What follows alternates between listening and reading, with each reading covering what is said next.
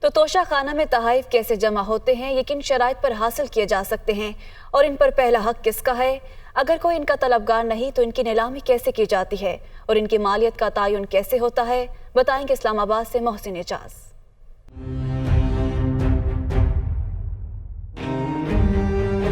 توشہ خانہ ایک ایسا سرکاری محکمہ ہے جہاں دوسری ریاستوں کے دوروں پر جانے والے حکمران یا دیگر اعلیٰ عہدیداروں کو ملنے والے قیمتی تحائف جمع کیے جاتے ہیں۔ کسی بھی غیر ملکی دورے کے دوران وزارت خارجہ کے اہلکار ان تحائف کا اندراج کرتے ہیں اور ملک واپسی پر ان کو توشہ خانہ میں جمع کروایا جاتا ہے۔ توشہ خانہ میں جمع ہونے والے تحائف یادگار کے طور پر رکھے جاتے ہیں یا کابینہ کی منظوری سے انہیں فروخت کیا جاتا ہے۔ سربراہان مملکت اور وزراء کو ملنے والے تحائف اور توشہ خانہ میں ان کے اندراج کے بعد اسٹیٹ بینک سے باقاعدہ ان کی مارکیٹ قیمت کا تعین کروایا جاتا ہے۔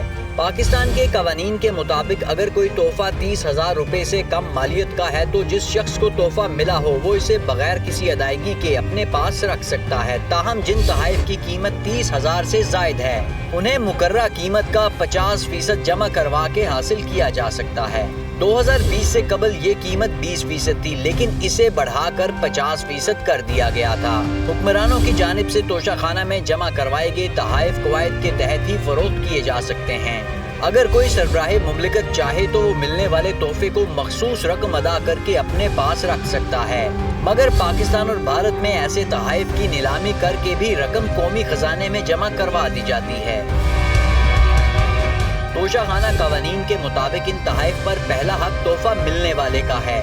اگر سربراہان مملکت یا وزراء یہ تحائف نہیں رکھتے تو ان کی فہرست تیار کر کے توشہ خانہ قوانین کے مطابق سرکاری ملازمین اور فوج کے افسران کو نیلامی کے لیے پیش کی جاتی ہے۔